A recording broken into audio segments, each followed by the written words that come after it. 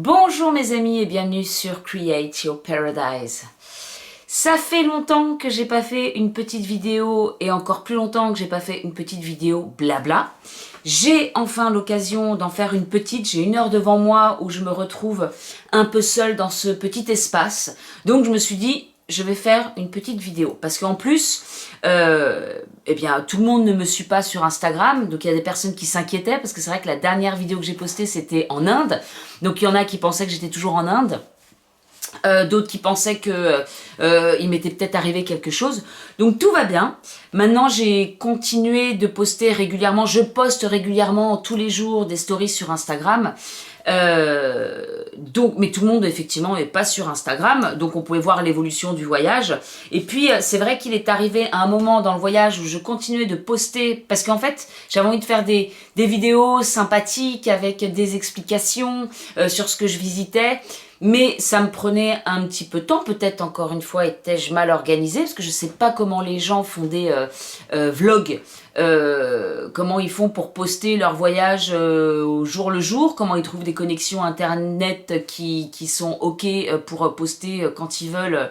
Je me rappelle à Bangkok, j'ai mis 8 heures pour poster une vidéo. Bref, donc au fur et à mesure... j'étais au Vietnam, que j'étais encore en train de poster des vidéos de l'Inde, et je me suis dit bon, je vais peut-être attendre finalement, parce que j'ai une quantité de vidéos que j'ai faites et que j'ai encore à traiter, que j'ai encore à faire, que j'ai tellement envie de mettre sur les réseaux parce que c'est beau, parce que j'ai des vues qui sont magnifiques, des sites que j'ai visités qui sont magnifiques, et puis ouais, je me suis arrêtée la dernière fois, je sais plus ce que c'était, Sarkej Rosa, en Inde, ma dernière vidéo, et puis après j'ai laissé tomber, comme beaucoup de choses, à chaque fois ça retombe, et puis je suis revenue, donc prenons tout depuis le commencement, parce que je commence déjà à partir dans tous les sens, mais j'ai tellement de choses à dire. Je suis revenue le 21 décembre en France, donc après l'Inde, j'ai fait la Thaïlande, et après la Thaïlande, j'ai fait le Vietnam, je suis revenue du Vietnam en Thaïlande, et puis... je suis repartie sur Bangkok pour prendre mon vol retour pour Nice le 21 décembre. Donc c'est vrai que j'ai dû arrêter de poster des vidéos, je sais plus exactement la date, mais en fait, j'étais au Vietnam je crois, et je me disais, bon, je suis au Vietnam, il y a eu la Thaïlande où je suis restée 1 mois, et voilà, et j'ai toujours pas posté, et c'est une des prochaines vidéos. Alors déjà, il y a eu un week-end avec Mukul entier, où, alors pour ceux qui me suivent et qui savent qui est Mukul, donc ça, j'ai pas pu faire beaucoup de vidéos, mais ça, je voulais faire vraiment cette petite vidéo week-end privilégié avec Mukul, un week-end qui a été exceptionnel, je l'ai pas fait. Après, il y a eu le festival Navratri,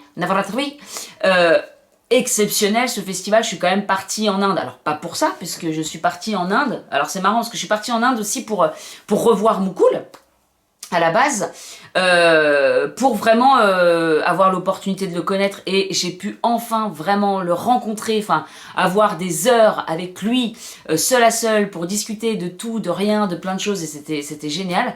Et je suis partie donc pour le voir, et puis c'est vrai que j'ai prolongé mon séjour en Inde pour participer à ce festival qui dure 9 nuits, Navratri, Nav 9, Ratri, nuit, 9 nuits. Voilà, c'était exceptionnel, j'ai toujours pas posté la vidéo. Donc en fait, je me dis, je suis partie là-bas, le but de mon voyage à la base, c'était Mukul et Navratri.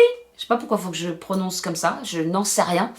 Et je me suis arrêtée juste avant de poster ces vidéos, quoi. Et c'est vrai que quand il y a un décalage, alors maintenant je pense que je pourrais plus poster les vidéos parce que je les posterai comme des vidéos souvenirs, mais quand j'étais au Vietnam et que je postais en Inde et qu'il y en a qui me faisaient des commentaires en disant « Oh, l'Inde, profite bien !» et je me suis sentie complètement en décalage. Maintenant, ça faisait 2 mois. Pareil, mon anniversaire qui était le 11 octobre, je l'ai posté, j'ai eu plein de messages d'anniversaire 1 mois plus tard. Et je me dis « Mais je suis tellement décalée !» Et en même temps, je vois pas comment j'aurais pu poster au jour le jour. Déjà, en Inde, j'ai été très occupée parce que la famille Mukul m'a reçue à Ahmedabad. Alors, je sais qu'il y en a beaucoup qui n'ont pas forcément suivi les aventures, mais... donc en Inde, j'ai été pris en charge, on va dire, à Mumbai par mon collègue mon ancien collègue Mukul et sa famille. Et ensuite, quand je suis partie toute seule à Ahmedabad, parce que c'est une plus grande ville où il y a plus de choses à visiter et que j'avais pas envie d'attendre le festival pendant 2 semaines près de chez lui où il n'y a pas grand chose à voir à Vadodara, il habite, j'avais pas envie qu'il se sente obligé de me prendre en charge. Donc je me suis dit, bah, je vais aller à Ahmedabad et puis je vais essayer de me débrouiller toute seule là-bas. Et puis il y a plein de choses à visiter. C'est là où il y avait le ashram de Gandhi aussi. C'est une ville qui est classée, comme ça qu'on dit, hein, au patrimoine de l'UNESCO. Bref, et je me suis dit, bah, je vais aller à 2 heures de route de là-bas. Et puis je vais faire ma petite vie.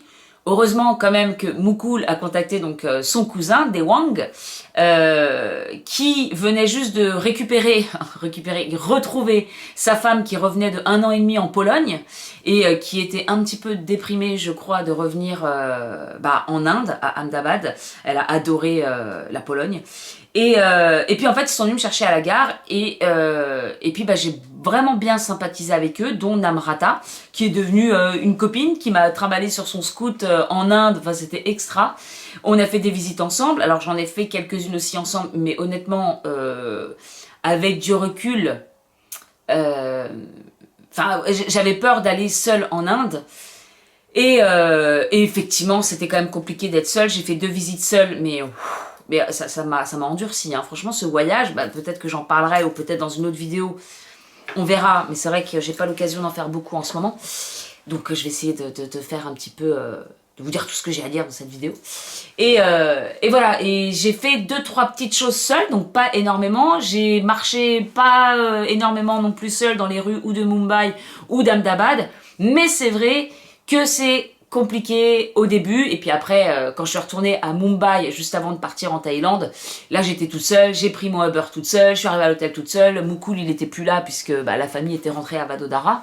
Mais je pense que pour aller seule en Inde, et alors je vais quand même continuer parce que je sais qu'il y a des gens qui m'ont demandé, moi j'aimerais bien aller seule en Inde en tant que femme, etc. Et qu'est-ce que je voulais dire? Ça y est, je me perds déjà. Oui, je pense qu'il faut avoir quand même une certaine confiance, ou comment on dit, pas confiance, mais voilà, faut savoir dire non, stop, tata, voilà, vous voyez ce que je veux dire, pas être parce que sinon ça peut être compliqué. Et en fait, c'était au Vietnam, j'ai rencontré une jeune fille et son père au petit-déj. J'aurais tellement d'anecdotes à vous raconter, pareil, ce petit-déj sur une petite table à 4 comme ça. J'arrive le matin, je fais mince, la table elle est occupée déjà par un couple, et donc je repars dans la cuisine et je dis il y a pas de table, et elle fait mais si, tu t'assois. Et puis en plus ce jour-là, la dame de l'hôtel qui était d'habitude gentille était un peu énervée, et donc du coup elle m'a dit si, tu t'assois là, il y a une table de 4. Bah ouais, mais il y a un couple. Et du coup je suis au petit-déj, il y avait le couple juste à côté, j'ai fait sorry, je dois m'asseoir ici pour prendre le petit-déj. Donc tu te retrouves avec un couple à table, donc j'ai dit là faut que je fasse la converse parce que je vais pas rester à boire mon café, à manger mes œufs à côté d'un... Enfin, c'était très bizarre. Et tout ça pour dire que j'ai rencontré plein de situations comme ça pendant ce voyage, je fais une parenthèse du coup, qui m'ont donné vraiment beaucoup de force intérieure, de se détacher du regard des autres, tous ces trucs-là, parce que 3 mois seul à voyager, et être entre des couples, des groupes, et puis de manger seul au resto tout le temps, ou de faire des excursions, je n'ai pas fait d'excursions, mais des visites de ci ou ça, et d'être tout le temps toute seule, au bout d'un moment, en fait, vu que c'est tout le temps, j'ai rencontré finalement une personne vraiment au Vietnam, à Cat Ba, une Italienne qui revenait de 3 mois au Japon, et qui était aussi toute seule. On a sympathisé, j'ai passé 2 soirées avec elle, mais sinon sur le tout, je suis vraiment restée seule, et il y a eu pas plein de fois, mais il y a eu pas mal de situations où j'aurais pu faire des connaissances, et honnêtement, j'avais vraiment l'impression que la vie me mettait encore au défi de me retrouver seule. Genre un matin, je fais encore une parenthèse, mais je reviendrai sur l'Inde, je fais la baie d'Along au Vietnam, j'avais toujours voulu le faire, donc super, et puis donc voilà, je m'inscris pour cette virée en bateau, et le matin, je m'assois à côté d'un mec. Bon, moi je suis un peu timide pour aller vers les gens, je vais pas forcément vers les gens, peut-être que les gens viennent pas non plus vers moi parce que je suis un peu fermée aussi, et il y a un mec tout seul, j'ose pas trop l'aborder, et puis c'est vrai que les gens qui ont cette énergie de comme ça, qui cherche comme ça l'accroche ou le truc, moi ça a tendance à me faire fuir. Voilà, je me dis oulala, ça se trouve après tu peux pas t'en dépêtrer ou je sais pas, c'est pas ce que je me suis dit, mais peut-être que c'est ça qui fait que inconsciemment je vais pas vers ces gens-là, j'en sais rien parce que j'ai quand même, je cherche les relations parfois, voilà, sociales, mais j'aime bien aussi, enfin il me faut quand même mon espace, hein, ça c'est sûr. Bon, là j'ai vraiment eu mon espace. Mais bref, on s'en fout. Et donc, bon, j'ose pas vraiment lui parler. Et c'est vrai que cette énergie, je me dis, on sait pas, après ça se trouve, tu peux plus, voilà. Oui, je pense que c'est ça aussi un peu la peur, c'est tu te dis, tu engages la conversation avec quelqu'un et puis finalement tu vois que ça passe pas trop. Puis la personne en fait elle te lâche plus. C'est pas ce que je me suis dit encore une fois à ce moment-là, mais je me dis inconsciemment, il doit y avoir des trucs comme ça. Et après, c'est vrai que je préfère toujours être seule, parce que seule, ça va très bien quand même. Hein, je sais toujours m'occuper, ou je sais toujours... je m'ennuie rarement quand je suis toute seule. Donc je préfère ça que d'être avec quelqu'un avec qui j'ai pas envie de faire la converse, par exemple. Bref, c'est un sujet, je sais même pas... J'ai l'impression d'avoir une mèche qui me gêne. Et... c'était vraiment la parenthèse inutile, on s'en fout. Et donc il y a une nana qui arrive et qui nous demande, bah vous êtes des travelers, des voyageurs solo? Yes. Et elle s'assoit au milieu de nous. Alors je me dis putain, il y en a qui sont vraiment pas timides. Et puis c'était une américaine qui commence à papoter tout ça. Donc finalement, bah, le mec, en plus je comprenais pas trop ce qu'il disait. Il était allemand et chaque fois qu'il parlait, j'étais what? Oui, je comprenais pas tout. Mais bon, bref, l'américaine, très sympa. Et puis, on papote, etc. Et puis, je revois un couple que j'avais rencontré la veille où j'avais fait l'ascension d'un petit truc pour aller voir le coucher du soleil, avec qui on avait bien papoté. Et le mec, en fait, il me voyait dans la montée. Puis, j'avais fait plusieurs allers-retours. Et puis, il m'a dit, écoute, on va voir si c'est bien là-bas le point de vue. Et en fait, il était en route pour venir me rechercher. Le temps qu'il vienne me rechercher, qu'il voit que c'était le bon endroit, moi j'étais déjà en haut. Mais bon, super sympa le gars, donc j'ai sympathisé un petit peu avec lui, sa copine. J'ai rencontré aussi un autre couple de personnes de personnes d'un certain âge, je sais pas, 65, 70 ans, je sais pas, et des grands voyageurs amoureux de l'Inde, donc forcément on a beaucoup parlé ensemble aussi ce soir-là. J'aurais tellement de choses à raconter qu'en fait je bifurque dans tous les sens. Et donc je revois ce petit couple que j'avais rencontré la veille, l'américaine, je vois une autre nana qui a l'air, je sais pas, la cinquantaine, qui a l'air d'être seule, je vois encore une autre nana qui a l'air d'être seule, et je me dis waouh, génial, parce que enfin je vais pouvoir avoir des conversations, je vais peut-être pouvoir passer une journée avec des gens, et puis même si je suis bien avec moi-même et que je m'ennuie rarement, etc., bon, avoir une petite conversation et puis avoir une petite journée sympa avec qui, enfin, partager des choses avec des gens et tout, ça peut être sympa quand même. Et puis avec justement l'américaine, je dis bah ouais, apparemment il y a du kayak et tout. Elle me dit ah bon, on se met ensemble et tout. Bah ouais, parce qu'il faut être deux, sinon bah tu te mets avec le moniteur, enfin le guide. Et ok, on monte tous dans des bus, on va pour aller prendre le bateau. Mais truc de fou quand même. Et en fait, on est 50 à peu près. Et c'est beaucoup, donc ils décident de prendre 2 bateaux et de faire des petits groupes pour que ce soit plus agréable. Donc c'est cool aussi. Et en fait, c'est par rapport aux ordres d'inscription et donc sur les listes. Et crois-moi, paix, tout le monde est parti sur le premier bateau. La seule qui est restée en solo traveler, donc voyageur solo, voilà, bah c'est moi. En fait, ils sont tous partis sans exception sur l'autre bateau. Je me suis retrouvée avec genre un groupe, enfin des couples, des jeunes Allemands qui du coup bah, sont restés entre eux toute la journée, 2 familles avec des gamins, etc. Voilà, avec des gamins, et 2 couples de personnes un peu plus âgées. Et je me suis dit, bah, je vais peut-être sympathiser avec eux, mais en fait, fermée, je suis restée toute la journée, toute seule. Ah, et il y avait un couple de Français aussi. 2 couples même. Mais pas de... Pourtant, je faisais des sourires, hein, je faisais ce qu'il fallait. Alors, pas genre, je veux des amis. Non, mais bon, voilà, agréable. Même le couple d'un certain âge avec qui je me suis assise pour un peu le truc d'information du départ, j'ai posé 2-3 questions, mais archi fermées. Ok. Et puis, il y a juste le repas de midi où je me suis installée toute seule à une grande table de 6 ou de 6. Et le couple français est quand même venu s'installer avec moi, donc j'ai pu discuter à midi avec les Français, des jeunes étudiants, enfin, fin d'études et qui allaient prendre le travail, qui allaient rentrer dans la vie active après. Et puis bah, sinon, après, l'après-midi, la même, sur mon transat, à admirer la vue, à faire mes belles vidéos, etc. Mais je me dis, putain, c'est dingue, quoi. J'ai l'occasion de faire, enfin, de connaissance avec des gens et de partager des choses, eh bien, dispatch. Et il m'est arrivé à peu près la même chose avec les éléphants. Donc j'ai fait un sanctuaire d'éléphants, un truc comme ça, donc, où bien sûr ils sont très bien traités, il n'y a pas on monte sur les éléphants, etc. Non, on les nourrit, voilà, des choses comme ça, mais pareil, j'ai plein de vidéos que j'ai pas encore montées. Et donc ils viennent te chercher à l'hôtel le matin. Ils viennent me chercher à l'hôtel, je suis la dernière sur la liste. Alors tant mieux pour mon dos, hein, parce que j'aurais eu du mal à gérer 1h30 derrière dans le pick-up avec des planches en bois. Mais en gros, tout le groupe était à l'arrière d'une sorte de pick-up aménagé. En Thaïlande, c'est comme ça, pour ceux qui connaissent. Et en fait, il restait une place devant, avec la clim, avec un super bon siège et avec le conducteur. Et donc il m'a dit, bah toi tu te mets devant. Ok.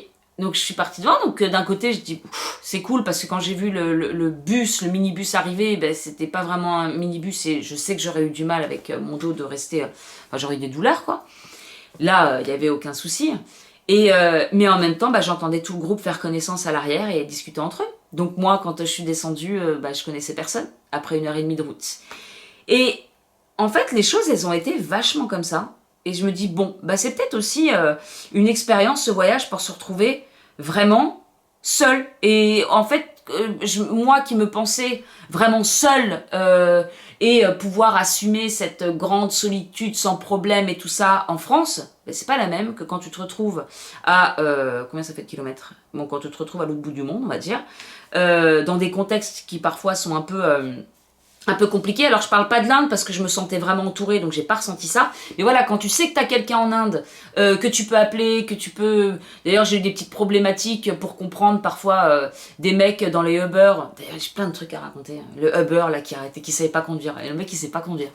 J'ai passé 1h30 pour rentrer chez moi un soir, le mec comme ça, je dis mais c'est pas vrai, mais il y a qu'en Inde qu'on voit ça. Je voulais piquer un fou rire dans le Uber, mais j'ai pas osé, mais ceux qui me suivaient sur Instagram, je l'ai posté plusieurs fois parce que j'en pouvais plus de rire. Mais bon, je me sentais entourée en Inde quand même, donc même quand j'ai fait des sites toute seule, etc., je savais très bien que je pouvais appeler Dewang, Namrata, Mukul, Sonal, Agni, enfin plein, je savais que j'avais plein de contacts, donc il y avait aucun souci. Maintenant, quand tu te retrouves quand même voilà, dans un pays à l'autre bout du monde, et c'est où je voulais en venir, et que tu te retrouves vraiment seul, et que là, t'as pas forcément qui que ce soit à appeler, bah c'est autre chose. C'est autre chose, et là t'es tout seul, quoi. C'est tout. Donc je trouve que ça te renforce de dingue. Et moi, c'est ce que j'ai un peu... je suis revenue avec beaucoup plus d'aplomb, c'est ce qui me vient, mais beaucoup plus de, comment je peux dire, d'ancrage, de sécurité intérieure en fait, parce que je sais que loin, à l'autre bout du monde, bah, je peux me débrouiller et qu'en fait il n'y a pas de souci et que tout a été géré, voilà. Mais bref, donc j'en reviens à l'Inde. Qu'est-ce que je disais par rapport à ça? Donc j'ai passé un mois en Inde où j'étais bien entourée et j'avais rencontré, je reprends le fil de mes pensées, au Vietnam, ce papa et sa fille, putain, bien. Et donc elle me demandait justement, elle était jeune, elle dit bah voyager en Inde, est-ce que c'est ok pour une fille, etc. Et je lui disais bah là où je suis allée, c'est chaud quand même, parce qu'en fait là-bas, que je sois seule ou pas, déjà tous les regards ils étaient fixés sur moi, une blonde en plus, mais ce fameux matin, il y a une nana qui est venue aussi se poser avec nous sur cette petite table de 4 et qui m'écoutait parler et tout ça parce qu'elle me posait plein de questions sur l'Inde. Et puis elle, en fait, bah, cette dame, elle avait fait l'Inde plein de fois. Et elle me dit, non mais alors je me permets de te couper parce qu'en fait, toi tu parles de toi. Elle me dit, t'étais où en Inde? Et je dis, bah j'étais dans le Gujarat, à Ahmedabad. Et elle me dit, non mais ça c'est la partie de l'Inde la plus pauvre et là où il n'y a pas de touristes. Donc forcément, quand tu vas toute seule là-bas, et surtout une fille, ça peut être très compliqué, bah parce qu'en fait, tu n'as aucun touriste. À Ahmedabad, je suis restée 15 jours du coup, je crois que j'ai croisé un blanc dans un supermarché, enfin dans un grand truc qui est connu là-bas, et 2 autres au ashram de Gandhi. Pourtant, ashram de Gandhi, bah, c'est là où t'as plein de touristes, donc je me suis dit, bah, je vais être entre touristes. Non, j'ai croisé 2 gars, voilà, c'est tout. Donc il y avait effectivement personne, donc ça veut dire que là-bas, les gens, quand ils te voient, bah en gros, t'es un peu une star. Comme me dit Moukoul, des gens blancs, on ne les voit qu'à la télé. Et pour nous, c'est un peu considéré comme les chefs ou les stars de cinéma qu'on voit à la télé, etc. Donc effectivement, t'as tous les yeux rivés sur toi, donc tu passes pas inaperçu. Alors il y a des gars, mais ça c'est énorme aussi. Je pense que si j'y allais quand même avec une pote, il y a tellement des situations qui sont trop trop drôles. Alors que quand t'es avec des Indiens, pour eux c'est normal. Et encore que des Wang, le cousin de Mukul, là, il me disait tout le temps Incredible India. Bah oui, tu m'étonnes, parce que il y a des choses, tu ne vois que ça là-bas. C'est pour ça que j'adore l'Inde, parce que c'est tellement énorme. Tu vois le pire comme le plus drôle, le plus dingue, le plus beau, enfin, c'est le pays des contrastes. Et je sais plus. Oui, t'as carrément des mecs qui marchent à ta hauteur et qui te regardent comme ça. Là. Et toi, tu continues de discuter et le mec, il est là.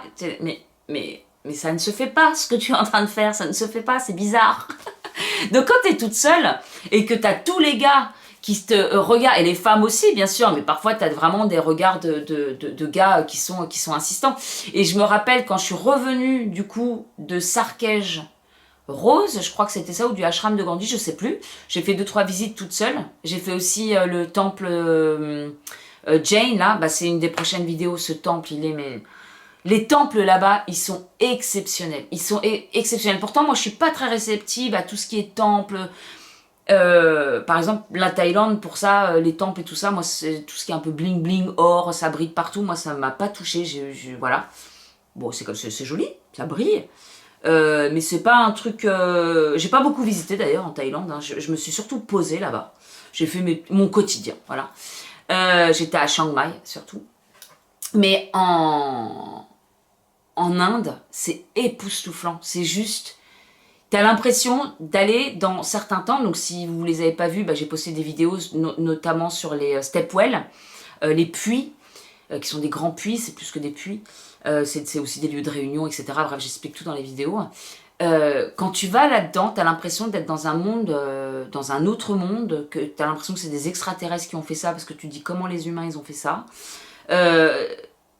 C'est incroyable. Franchement, c'est incroyable. L'Inde pour ça. Et pourtant, j'ai quand même fait pas mal de pays, j'ai quand même fait pas mal de visites, des choses, que ce soit même, je pense à Athènes ou Éphèse ou tout. Enfin, après, peut-être j'étais trop jeune et je m'intéressais pas encore. J'ai fait Angkor Wat aussi au Cambodge il y a quelques années. Peut-être que j'étais pas encore aussi réceptive. Il y a de ça aussi, hein, clairement. Mais l'Inde.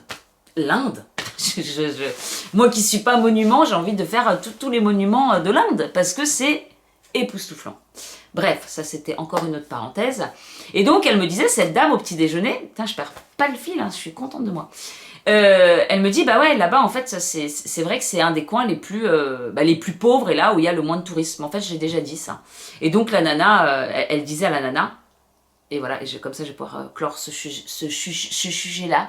Elle disait, tu peux voyager en Inde quand tu es une femme seule, par contre, effectivement, dans le sud c'est beaucoup plus facile, dans le Kerala ou même Goa, peut-être le Rajasthan c'est quand même un peu plus facile parce que c'est beaucoup plus connu que le Gujarat aussi. Et donc voilà, que en fait tu peux voyager seule en tant que femme en Inde. Par contre, elle disait aussi, bon, la nana, tu la voyais, c'était un peu un bonhomme. Hein. C'était, attention, j'arrive, fallait pas la faire chier. Tu sentais qu'elle avait vraiment, intérieurement, elle était... voilà, elle allait pas se faire chier. Et donc elle disait aussi, oui, les Indiens, parfois, ils peuvent être un peu insistants parce qu'ils te regardent comme ça. Mais il suffit juste de dire non, stop, etc. Et donc elle disait à la jeune fille, elle dit, prends un petit peu de... Comment on dit de poigne, quoi. Un peu plus confiance en toi, c'est ce qu'elle lui a dit. Et comme ça, voilà, il faut que tu sois sûr de toi et que tu aies confiance pour ne pas avoir peur d'y aller. Et c'est vrai que quand je suis revenue à Mumbai, après donc Vadodara et Ahmedabad, et que j'étais toute seule, alors que la première, quand j'ai atterri le premier soir, là, surtout que Mukul, il me trouvait pas, il a mis peut-être une demi-heure à me trouver. Donc j'étais vraiment toute seule dans l'aéroport, et tout le monde qui regardait, mais qui est cette blanche blonde à 3h du matin à Mumbai? Et en fait, ouais, la deuxième fois, bah, tu connais un petit peu comment les gens... tu connais la culture, tu connais leur façon de faire, d'être, etc. Donc c'est quand même plus facile. là, j'étais en train de penser à d'autres choses parce que est-ce que c'était ça dont j'avais envie de vous parler? Ben non, mais oui, mais en fait, j'ai envie de parler de tout, tellement il y a de choses. Donc, j'ai fait l'Inde, première partie. Donc, deuxième, alors j'ai été malade comme un chien. Et comme un chien, c'était ouf. Ça aussi, putain, ça aussi, c'était... En Inde, pendant un mois, j'ai absolument tout goûté. Je me suis dit, je goûte tout. Et en fait, on m'a invité quasiment tout le temps à manger namrata, enfin, j'ai tout le temps mangé quasiment... Enfin, pas tous les soirs non plus, j'abuse. Mais vraiment très, très, très, très souvent, quand même. Et c'était délicieux. La nourriture indienne, elle est juste délicieuse. Et alors dans le Gujarat, c'est dry estate, donc pas une goutte d'alcool, tu peux pas en trouver. Enfin, les touristes peuvent faire un permis pour pouvoir acheter de l'alcool, etc. Je ne l'ai pas fait parce que je me suis dit voilà. Et pas de viande. T'as pas de viande non plus. Mais la... Enfin, je dis ça parce que ça peut... voilà, on peut se dire, oh là là, mais ça doit pas être varié, la nourriture indienne, il n'y a pas de viande, il n'y a même pas d'œufs, il n'y a pas de choses comme ça. Qu'est-ce que c'est bon. C'était un régal. Et voilà, et où est-ce que je voulais en venir? Et du coup, j'ai tout goûté, absolument tout. Il y a juste une fois où Namrata, elle a fait un repas archi épicé, où le lendemain, j'étais là, oh, j'avais un peu mal au bide, et voilà, mais pas malade. Et le dernier soir, donc là, j'étais à Vadodara, dernier soir avec Mukul et Sonal, et donc sa femme, Sonal qui dit, bon, pour le dernier soir, il faut que tu goûtes un pan. Ok, donc en fait c'est des choses où tu vas, des petits stands où tu vas sur le bord des routes et c'est dans une feuille. Rien que d'y repenser, j'ai envie de vomir. C'est un truc de fou, le corps il enregistre, il dit non là t'as vécu un truc, faut pas que t'en reparles. Bref, un pan, voilà, blablabla, du bétel. Alors après je sais pas si c'est vraiment le truc du tabac, etc. Parce que bon, avec soi-disant des plantes médicinales, des trucs, des goûts, blablabla, je pense qu'il y avait du basilic asiatique dedans. Bref, c'est plein d'herbes. Et ça sent...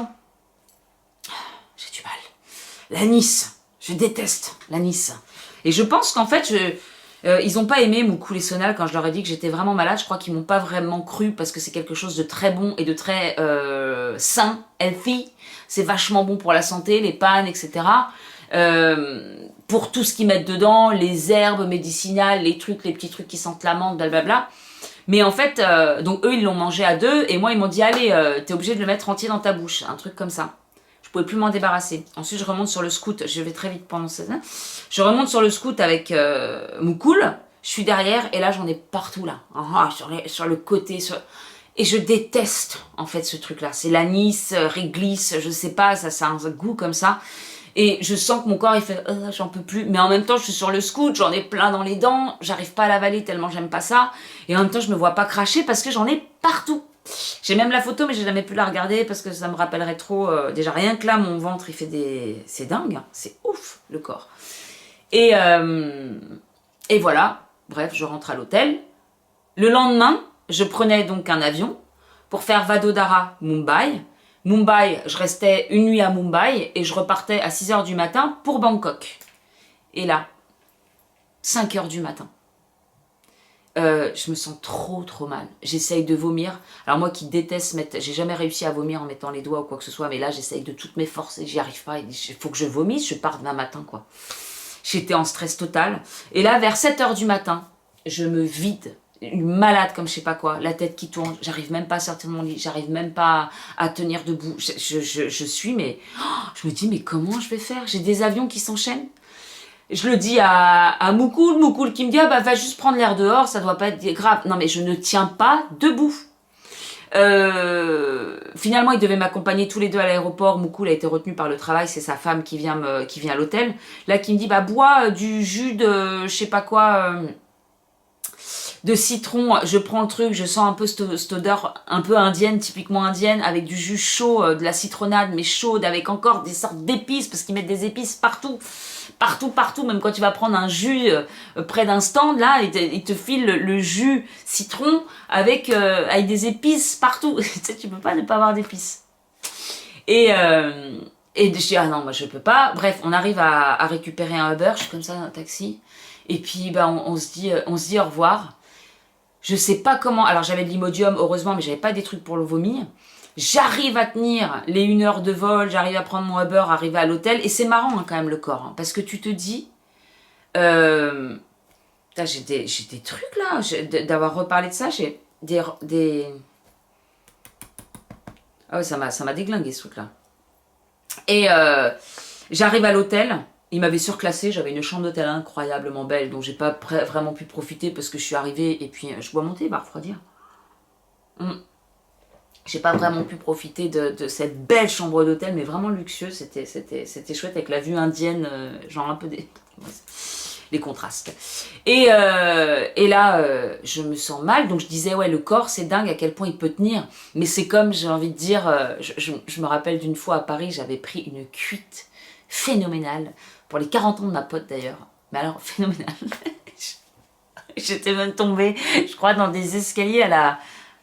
C'était pas la Bellevilloise, c'était un autre truc, mais pas loin. Je me rappelle même plus, mais je crois que j'ai chuté dans les escaliers, j'étais comme ça. Et je venais d'emménager. Le matin, on avait fait mon déménagement, j'avais tout rangé dans l'après-midi, et le soir, j'étais partie à l'anniversaire, et je sais pas, il devait être 5 h du mat, un truc comme ça, donc journée assez fatigante. Et je suis arrivée, bon, je vais passer les détails, mais c'était un peu comme une intox, hein.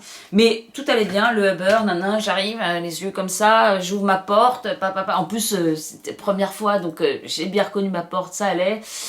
Bref, quand même.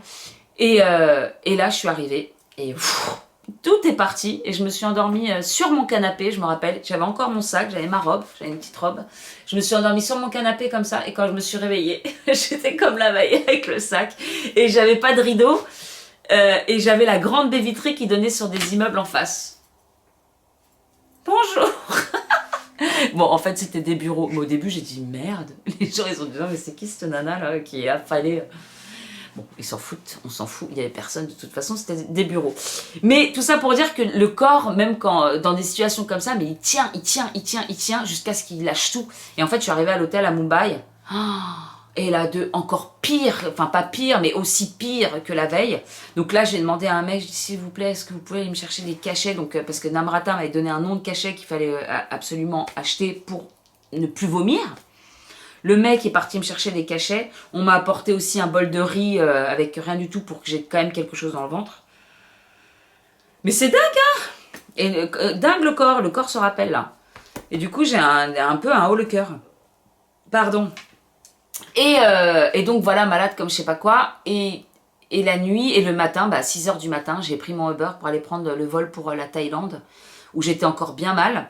Je suis arrivée dans un petit hôtel à Bangkok. Ça allait un petit... Enfin, de toute façon, j'ai été mal pendant 10 jours jusqu'à Chiang Mai, où là, je suis allée faire des examens. Et j'ai décidé de prendre des antibiotiques, parce que oui, le naturel. Ça, je dis ça parce que j'ai tellement reçu de messages de « il faut être rapatrié, il faut aller à l'hôpital, il faut prendre du charbon, il faut prendre de ceci, il faut prendre des herbes, il faut prendre du curcuma. » Enfin, je dis n'importe quoi, hein, il faut prendre du gingembre. Et donc il y a les personnes qui sont anti-médecine et les autres qui sont pas anti-naturel, mais en gros ça c'est de la... Voilà, moi je pense que c'est ce que j'avais fait comme post sur Instagram, tout est dans l'équilibre. Et c'est vrai que quand... Bon, en même temps, c'est ça d'être sur les réseaux, hein, d'avoir les avis aussi un petit peu de chacun. Mais il y avait tellement des trucs. Mais attention, tu peux finir paralysé. Attention, faut absolument que tu rentres. C'est horrible. Tu vas... Limite, j'avais l'impression que j'allais mourir pour certains. Pour d'autres, juste avec un petit peu d'argile qu'on ne trouvait absolument pas, qu'on ne trouve pas en Thaïlande. Moi, j'en ai pas trouvé de l'argile verte. Donc, j'avais pris ça pour mes petits boutons, pour ma peau. Donc, j'avais pas de quoi vraiment... J'ai pris du charbon, mais après, comme m'a expliqué une amie, c'était trop tard parce qu'en fait, c'était bien, c'est plus sur les débuts qu'il faut prendre ce genre de choses. Bref, au bout de 10 jours où je continuais d'être malade et à me vider, j'ai quand même fait des examens. Alors, il y a des restants de champignons, de je sais pas quoi. J'ai pas trop su finalement ce que j'avais. J'ai eu des antibiotiques et ça s'est passé, mais ça a encore duré. Ça m'a déglingué. Ce truc, ça m'a déglingué. Et alors, d'être malade comme un chien, seul, en voyageant, c'est compliqué.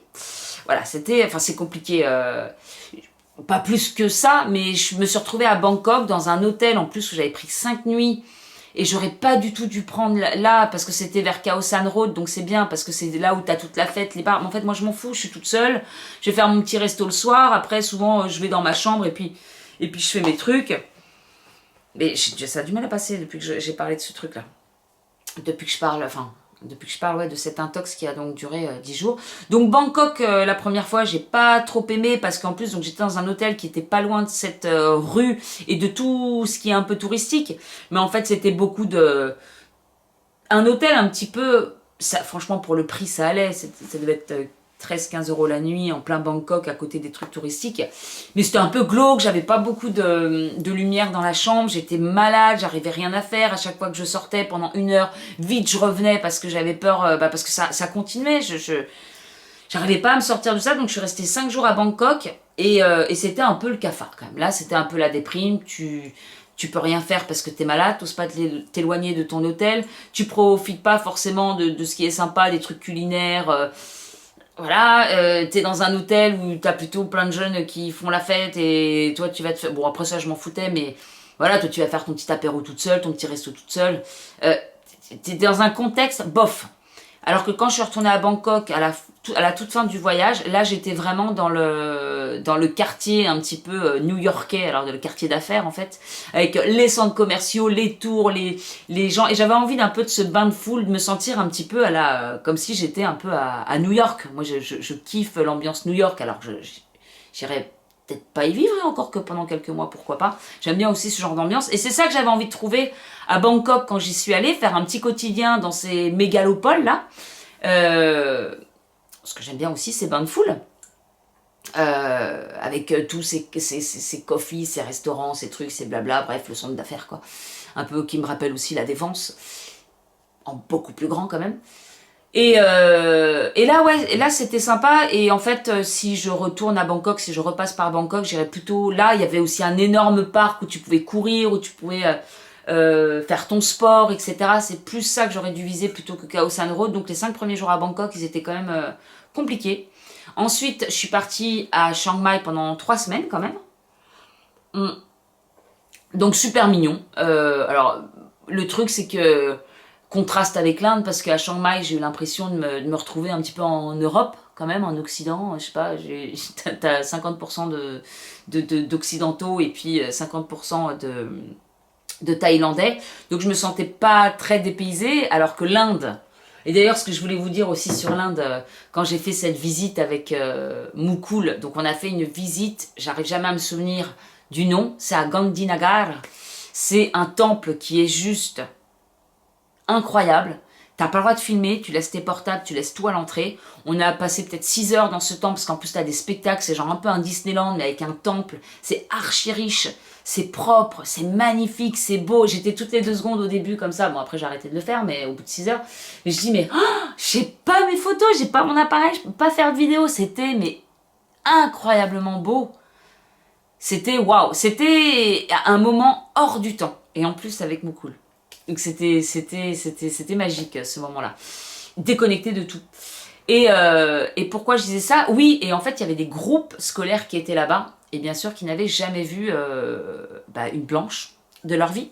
Donc 2-3 fois dans l'après-midi, j'ai été entourée par des groupes peut-être de 30 personnes, mais alors pas que des jeunes, il y avait aussi, je me rappelle, un vieux monsieur qui est venu me parler, il avait plein de... vous savez, parfois il y a des gens avec leur regard, ils sont d'une beauté trop gentil. C'était un écrivain indien qui venait, je sais pas, peut-être c'est la première fois qu'il rencontrait une étrangère, je sais pas. Mais bref, et du coup, plusieurs fois je me suis retrouvée encerclée. Et c'est là où tu te dis, alors moi c'est rien, c'est que 30 personnes qui m'encerclent, mais tu te dis, mais les stars, les paparazzi, tu sais, mais quelle horreur, mon Dieu.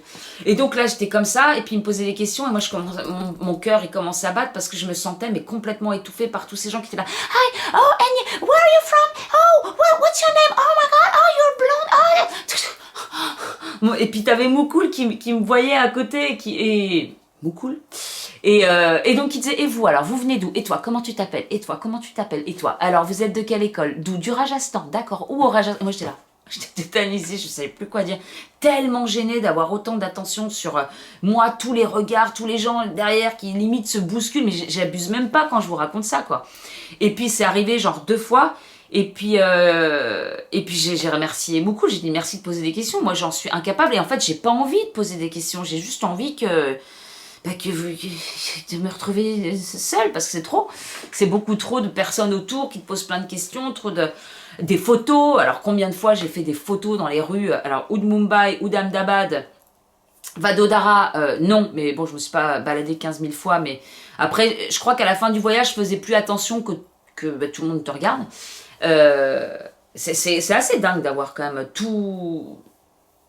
En fait, tu sais très bien que si tu trébuches ou tu fais quoi que ce soit, tu vas avoir 15 millions de regards sur toi. Et je me dis, waouh, quel exercice par rapport au regard des autres, parce que là, tu peux pas faire autrement que d'être archi méga visible. Et la troisième fois, le soir, je revois un groupe. Alors ça, c'était un groupe scolaire, mais des garçons. Mais il y en avoir une vingtaine. Et hop, ils courent tous derrière moi. J'ai fait... Et puis, mon couillage, je fais, oh non, non, s'il vous plaît. Et du coup, ils m'ont ramassé, aïe, aïe. Et puis c'est vrai que je me trouvais pas gentille et pas très avenante. Mais vous savez, ça m'a tellement pris aux tripes, ces trucs-là. Donc en Inde, ouais, c'était... Waouh, ça, c'était hallucinant, ce truc-là. Je me rappelle les suées, je commençais à goûter et tout ça. J'avais qu'une seule envie, c'était qu'ils partent. Et heureusement, beaucoup, là, chaque fois, ils reprenaient le truc. C'est so and you. Et moi, il me laissait derrière. Voilà, j'étais la statue. C'est bien. Et lui... Bon, par contre, il discutait avec Moukoul, mais il était quand même les yeux sur moi. Yes, we are from... Yes, Bon, et pourquoi je vous disais ça? Je sais plus. Donc oui, donc là-bas, forcément, en Inde, t'es dépaysé au plus haut point. Tu peux pas être plus dépaysé qu'en Inde, surtout bah, du coup dans le nord de l'Inde. A priori, moi j'ai pas du tout fait le sud, je connais pas, finalement je connais très peu l'Inde, hein, puisque je suis restée un peu au même endroit. Mais ça c'était, comme expérience, c'est assez ouf, ce côté-là. Et donc, alors pas que j'aime être regardée comme j'ai pu l'être, alors je me disais d'ailleurs, bah, si tu as envie d'être le centre de l'attention, si tu as envie d'être une star, va en Inde, parce qu'il n'y a pas de souci. Mais en fait, je me suis aperçue, même si parfois je peux avoir envie d'être une star et de faire des spectacles, des trucs comme ça, je me dis, mais en fait, ces trucs-là, là, où tout le monde est autour de toi, et en fait, comment on dit? Merde, j'ai pas j'ai le mot sur le bout de la langue, mais scruté. De là à là, de tout, tu fais ça, tu fais ça, tu fais ça. En fait, il n'y a pas un regard qui se perd autour de toi. C'est une pression folle. Et donc, dont Sarkej Rose, j'en ai parlé plusieurs fois sur les réseaux Insta, ou même dans la vidéo que j'ai fait sur YouTube, où j'étais toute seule, et en plus, je pense que je suis rentrée dans cette mosquée où j'avais pas le droit, mais j'ai pas vu. Et j'arrivais pas à marcher. Mon cœur, il battait à 100 à l'heure. Je me disais, mais oh, à un moment, j'avais même plus envie de sortir du temple. Je dis, comment je fais? Je rase les murs, je fais quand... Et puis c'est là où je me suis dit, mais t'as pas le choix, vas-y, c'est pas grave. Ils te regardent tous, c'est pas grave. Donc je traverse le truc. Et donc c'est là où une nana m'a dit, mais t'es venue toute seule ici? Bah ouais, je me rends compte qu'en fait... Puis Namrata, en fait, elle a pas envie de venir avec moi. Elle me dit, ouais, tu m'as laissé toute seule là-bas. Ok. Donc, Chiang Mai, bah tout ça pour dire que la Thaïlande, je me suis pas du tout sentie dépaysée. Voilà, donc la Thaïlande pour moi c'était une sorte mix France, sud de la France, un peu plus exotique. Voilà, bon après la Thaïlande je connaissais déjà un petit peu, Bangkok j'avais fait pas mal de choses et heureusement que j'avais déjà fait les visites de Bangkok parce qu'alors là j'étais malade et en plus j'en avais pas forcément, bon, j'avais pas l'énergie, pas envie, un peu déprimée pendant ces 5 jours là. Donc comme je vous le disais, Chiang Mai super pour se poser là-bas, super pour, c'est la vie facile.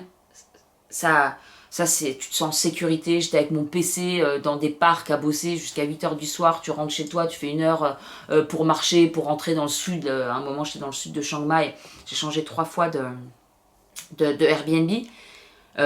Super en plus, ça me coûte rien. C'est super joli, c'est au milieu de la nature. Alors pas tous, hein, mais t'as ce qu'il faut.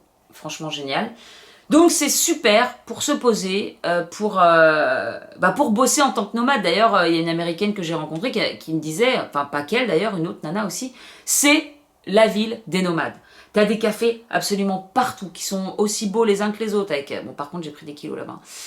C'est pas cher, alors c'est beaucoup plus cher qu'en Inde quand même, mais c'est pas cher, et c'est plus cher qu'au Vietnam aussi. La vie est facile, les gens sont gentils, il fait beau, trop chaud, j'ai même envie de dire, il fait très très chaud. Super pour... voilà, enfin en fait je suis mitigée parce que si je parle de visite d'un pays pour s'enrichir culturellement, etc. Moi, ça m'a pas comblé. J'ai même pas fait beaucoup de visites. Alors bien sûr, j'ai fait le nécessaire. Enfin, le nécessaire. J'ai fait les éléphants. C'était super sympa de voir des éléphants en pleine nature, etc. J'ai fait les temples. Je sais même plus les noms, mais dont la petite randonnée qui va jusqu'au premier temple. Après, il y a Soutep, voilà, le temple de Soutep. Sympa aussi, mais c'est tellement or de partout, avec les Bouddhas, etc. Une très belle vue. Qu'est-ce que j'ai fait d'autre à Chiang Mai? J'ai marché, alors j'ai marché des kilomètres et des kilomètres. J'ai fait beaucoup de café avec mon PC. Qu'est-ce que j'ai fait à Chiang Mai? J'ai fait plus de choses quand même. Les temples de la ville, les marchés nocturnes. Bon, voilà, j'ai pas retenu grand-chose d'époustouflant comme ça peut me le faire avec l'Inde. Donc voilà. Donc je suis restée 3 semaines là-bas, j'ai enfin guéri. Et puis je suis partie à Hanoï.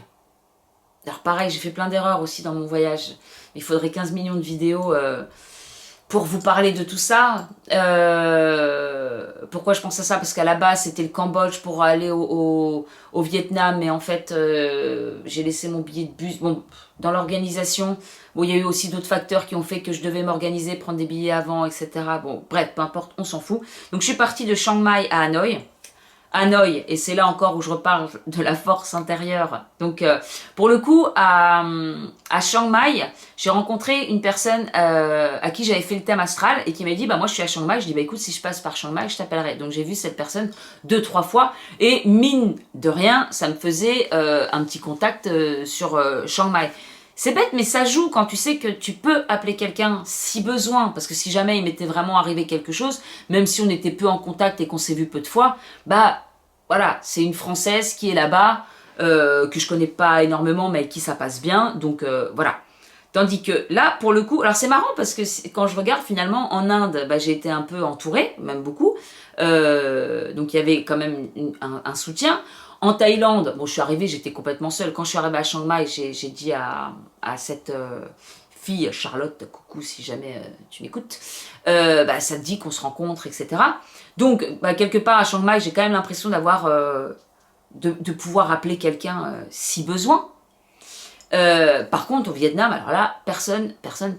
Et je me dis, ça a été un petit peu graduellement dans le côté très solitaire. Enfin, c'est pas solitaire le mot que je veux dire, où tu ne peux compter que sur toi, parce qu'au Vietnam, vraiment, il y avait du coup personne.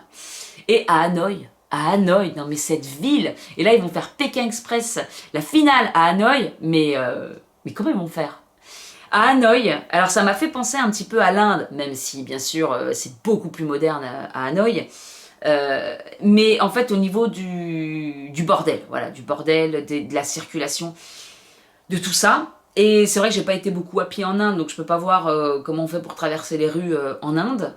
Quoique si, j'ai traversé déjà les rues en Inde, ce petit truc que j'ai fait tout seul.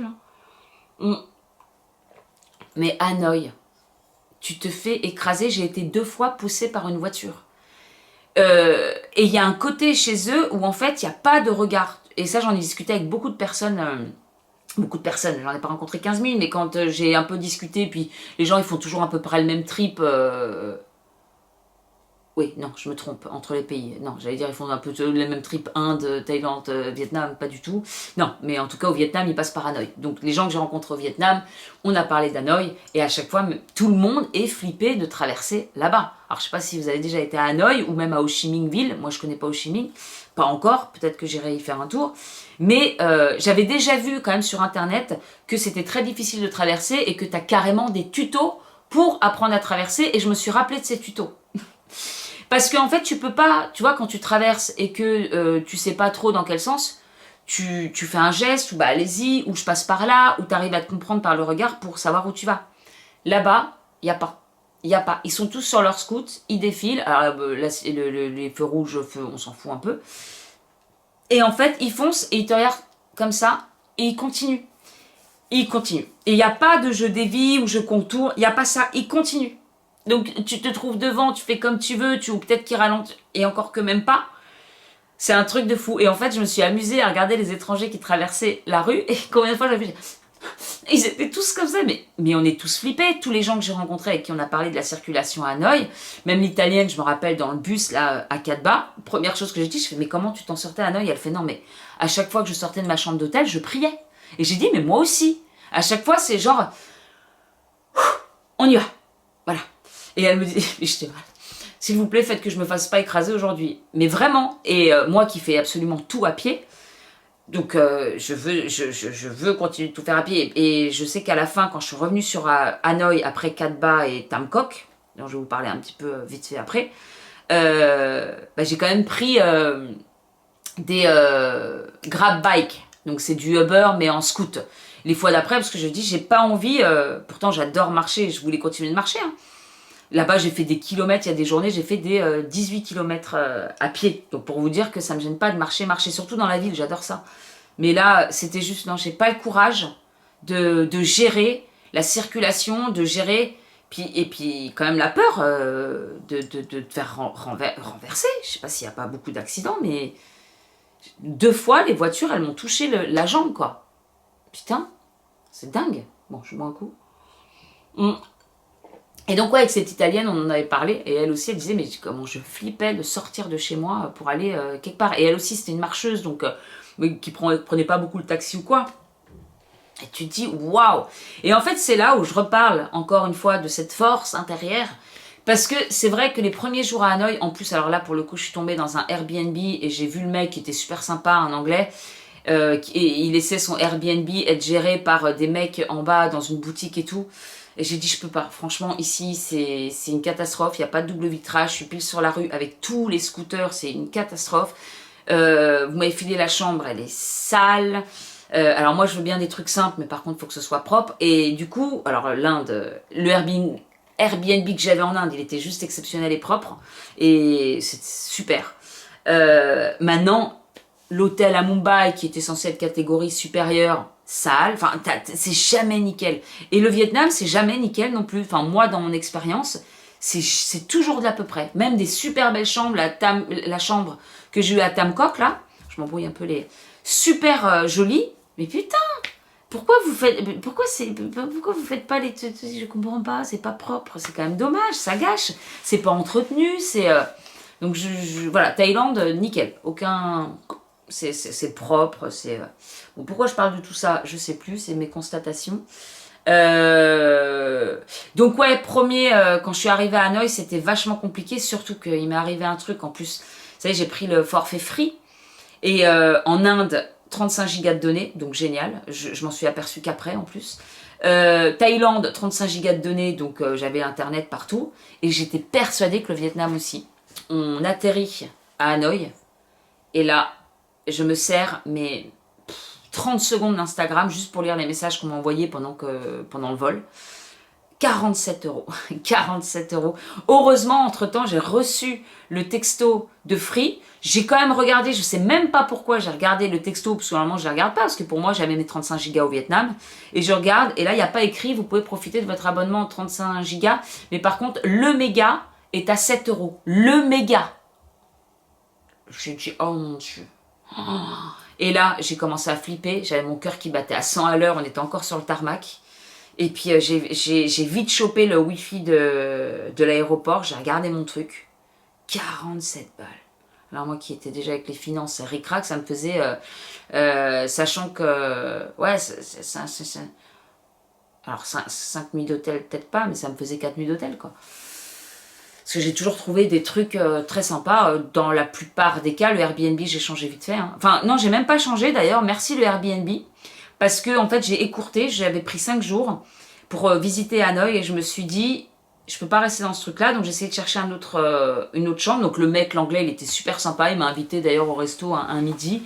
Il m'a fait découvrir des trucs, il m'a parlé du Vietnam, comment il avait atterri là, avec sa femme vietnamienne, il venait d'avoir un bébé, bon bref, très très sympa.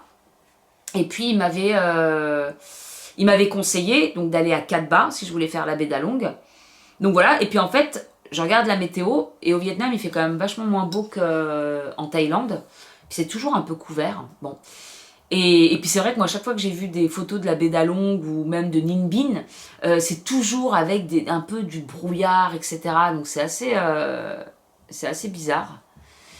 Et, euh, et là, je vois que sur Katba, genre le lendemain, pendant 4 jours, il fait grand soleil. Alors qu'après et avant, c'est que du brouillard.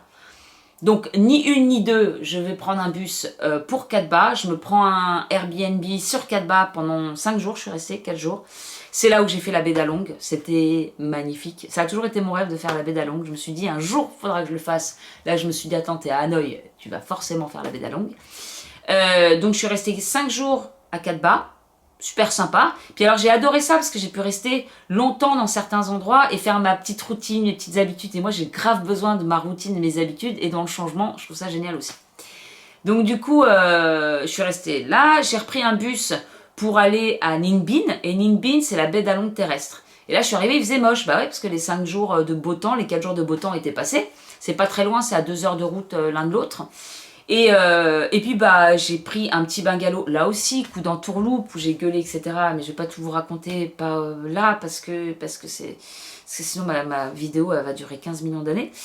Bref, on a voulu me foutre dans un hôtel en disant tu vas voir, tu vas upgrader, il y a la piscine et tout ça, ça va être génial. Et en fait, je me suis retrouvée dans un hôtel où il y avait des jeunes qui foutaient le bronze dans les trucs d'à côté. Alors, je devais avoir un petit bungalow au milieu de la nature qui était juste magnifique. Mais je pense qu'ils avaient personne à ce moment-là, qui voulait pas forcément se faire chier. Donc, ils m'ont mis dans l'hôtel du cousin, quoi. Putain, le soir, j'ai gueulé. Je fais, ouais, je paye un truc, nanana. Et en fait, je me retrouve là-bas, pareil, j'ai appris à gueuler. Ah ouais, j'ai appris à gueuler et à me faire entendre. Parfois... Alors, à l'étranger, j'ose beaucoup plus être moi-même, de toute façon. Sûrement, ça doit être comme ça pour d'autres aussi, je sais pas. Mais j'ai vraiment pas hésité, même pour le sac, là où l'autre, ça s'est un petit peu dégrafé. À un moment, j'ai dit non, mais je viens de le payer. Pourtant, ça coûtait pas très cher. Hein. J'ai dit, je viens de le payer il y a 2 jours. Là, il est déjà en train de mourir, mon petit sac à main. Et ben, j'ai pas lâché. Mais j'ai pas lâché. Alors que je suis revenue 2 fois, elle voulait pas. Il y avait pas moyen de trouver une solution. Je fais non, vous me vendez un truc. 2 jours plus tard, je peux plus le porter. Bah, j'ai tellement pas lâché qu'à un moment. Elle a ressorti son porte-monnaie, elle m'a rendu toute ma monnaie, elle a repris le sac. Voilà, merci. Pareil, une autre arnaque d'un Airbnb, un super appartement, des photos magnifiques, moitié prix, blablabla. J'arrive dans le truc, mais dégueulasse, mais un truc de fou. C'était l'appartement en question, sauf qu'il n'y avait plus la télé. Alors que moi, je me suis dit, je vais me faire une petite série Netflix ce soir dans mon petit truc, un appartement. Je voulais voir un petit peu la vie. Là, c'était en Thaïlande, la vie à Chiang Mai, comment ça pourrait être dans un condo avec salle de sport, piscine, nanana. Mais c'était l'horreur, mais j'ai gueulé pareil, j'ai dit mais moi il est hors de question que je reste là-dedans quoi. Donc j'ai vite trouvé un autre Airbnb. Et pourquoi je disais ça, j'ai appris à... Oui, donc le mec qui me met dans la chambre d'hôtel, donc j'ai réussi à avoir ce bungalow et mon Dieu qu'il était beau ce bungalow, c'était mais un petit... Un petit... Comment on peut dire j'ai pas le mot, j'ai absolument pas le mot. Mais voilà, une petite cahute au milieu de la nature, c'était magnifique. Voilà. Donc j'ai bien fait de gueuler, j'ai dit putain, je me serais tue, j'aurais rien dit. Et à chaque fois, en fait, je me suis dit ça, mais j'aurais rien dit, j'ouvrirais pas ma gueule, bah, en fait, je serais dans un truc de merde ici. Là, je me serais fait avoir, j'aurais vécu dans la saleté. Là, j'aurais eu un sac dont je me sers pas, que j'aurais dû jeter. Bon. Et je me suis dit, non, ça vaut vraiment le coup parfois de pas lâcher le morceau, quoi. Ça m'a appris plein de trucs, ce voyage.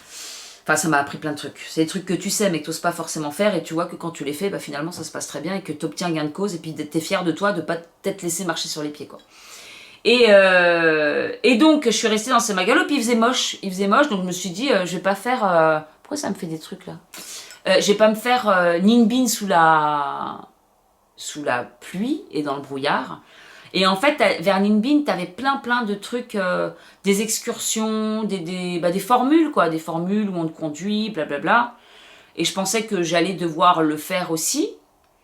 Et puis en fait, pendant plusieurs jours, donc je n'ai fait finalement que des petites balades, aller dans des cafés, bosser, mon astro, parce que je continue à faire des thèmes astro.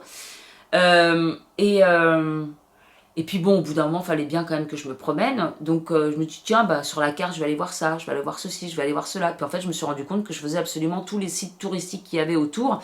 Je suis même allée jusqu'à la capitale. À un moment, c'était à 13 km. J'ai dit, bah vas-y, on y va. Bon, quand il a fallu se faire le retour, que c'était sous la pluie, que je trouvais aucun taxi, j'ai dit 13 km, retour sous la pluie, alors que quand même je commençais à être fatiguée, mon dos, il en bave. Heureusement, il y a une nana qui est venue, vous voulez un scooter? Oui. Et en fait, quand on a fait le retour, je sais pas, ça devait être 20 minutes en scoot, je me suis dit, putain, j'ai fait tout ça à pied. Mais sinon, bah, en fait, ça a été à Tamcock, du coup, j'ai fait plein de... J'ai fait beaucoup de marches, mais vraiment énormément de marches. Et je me suis aperçue que bah, j'ai fait tous les sites touristiques aux alentours, à pied. J'ai fait aussi mon petit tour c'est pas des lacs, mais dans les petits trucs qui passent là, enfin sur l'eau, là, les trucs de barque. Bon, on m'a levé à 6 h du matin pour faire ça, pour voir les nénuphars ouverts. En fait, c'était ouvert jusqu'à 13 h, les nénuphars. Hein. J'ai regardé, j'avais fait d'ailleurs des stories par rapport à ça en disant non, mais attends, c'est de l'arnaque. Mais j'aurais pas vu cette brume là du matin, de 6 h du matin sous la grotte et tout ça. Ça, c'était juste incroyable de voir ça parce que c'était vraiment. T'as l'impression de voir ça que dans des films ou sur des tableaux, quoi. Et là, tu te dis, ouais, bon, ok, pour voir ça, ok, ça valait le coup. Voilà, j'ai fait aussi pagode. Pagode avec des marches, mais t'en pouvais plus. Tu vas jusqu'en haut, putain, je commence à avoir le vertige à un moment. Euh, Ouais, j'ai fait pas mal de trucs. Ninbin, je suis restée aussi 10 jours et c'est ça qui est génial quand tu fais ton programme et c'est ça que j'ai envie de me construire hein, comme vie, c'est de pouvoir bouger quand je veux, où je veux en travaillant. Et voilà, il y avait des gens qui étaient de passage là 2 jours, il faisait moche. Il y en avait qui revenaient de Sapa où il avait fait moche, ils avaient rien pu voir, mais vu qu'après ils sont en vacances, donc c'est limité le temps. Alors que moi, pardon, j'ai l'impression d'avoir j'ai un cheveu. Alors que finalement, moi, je décalais à chaque fois un peu mes Airbnb, mes bus, etc. Au Vietnam pour attendre le beau temps. Et j'ai eu cette fenêtre de super beau temps à Ninh Binh après 5, 6, 7 jours.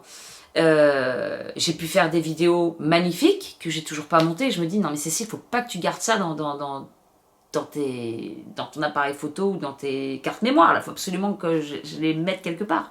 Bref. Et donc vous aurez sûrement des vidéos de voyage après coup, ça sera des souvenirs, mais je les mettrai parce que je m'en voudrais de ne pas le faire. Mais en ce moment, je vous en parle juste après, en ce moment c'est pas la priorité quoi. Et donc voilà, donc Ninh Binh, magnifique, génial. Si vous allez par là-bas, ou même Hanoï, ou même les coins où je suis allée, n'hésitez pas à me demander parce que j'ai pris quand même assez de temps pour y rester un certain moment. Donc à Tam Coc, j'ai vraiment mes petites habitudes, j'ai un café que j'adore, où j'allais tout le temps. Les petites promenades qui sont très sympas à faire, tu vas pas loin, t'es dans des sites merveilleux qui sont mais tellement magnifiques. J'ai adoré, Ninh Binh, j'ai adoré. Et puis après, je commençais vraiment à avoir des grosses douleurs donc dans le dos. Heureusement, j'avais une ordonnance, j'avais oublié mes cachets à Chiang Mai parce que j'ai pu mettre un gros sac à dos pour pas trop me charger. Encore une fois, j'ai pris 10 fois trop d'affaires, j'ai pris 20 kilos d'affaires pour voyager un peu partout. Alors même si je suis pas avec le sac à dos, je suis pas backpacker, je suis avec une valise et je reste assez longtemps, je suis pas tout le temps en vadrouille. Mais c'était 10 fois trop, donc j'ai laissé un sac dans le premier Airbnb que j'ai pris à Chiang Mai et je retournais chez elle après. Donc je lui ai dit, est-ce que vous pouvez me garder le sac? Et j'avais oublié mes cachets. Et j'avais des cachets à l'opium. Quand vraiment j'ai trop mal, bah voilà, normalement je prends jamais de cachets. Mais il y avait carrément des jours où j'arrivais plus enfin mes jambes elles répondaient plus, j'arrivais plus, c'était chaud, j'avais vraiment mal. Et en même temps, c'était tellement humide, c'est tellement humide au Vietnam, surtout à Ninh Binh là. Que je souffrais beaucoup. Donc pourquoi je disais ça? J'ai réussi à obtenir de la codéine dans une pharmacie je sais pas pourquoi je vous dis ça. Donc à Ninh Binh, j'avais très mal au dos. Oui, c'est ça, c'est qu'en fait, j'aurais peut-être voulu faire plus, aller à Da Nang. Je voulais voir Da Nang aussi parce qu'il paraît que c'est une super ville. Alors plutôt à côté Hoi An, je crois que c'est. Mais Da Nang, c'est une super ville pour les nomades aussi. Un peu comme Chiang Mai, donc je voulais voir ce que ça donnait. Mais je me suis dit, j'ai trop mal au dos, il en peut plus, on fait du bus, enfin j'arrête pas de faire, on fait, mon dos et moi, on fait du bus, j'ai encore du bus après, donc je devais repartir sur Hanoï, rester encore quelques jours sur Hanoï. Où est-ce que je suis allée après sur Hanoï? Ah oui, dans un petit hôtel, dans une rue piétonne, ouf. C'était beaucoup plus simple, et encore que pour se déplacer, mais après du coup j'ai pris les Grab taxi, là, bike, pour me déplacer. Parce que j'en avais marre de lutter avec ma vie, peur de me faire écraser toutes les 3 secondes là. Mais voilà, du coup je devais remonter Ninh Binh.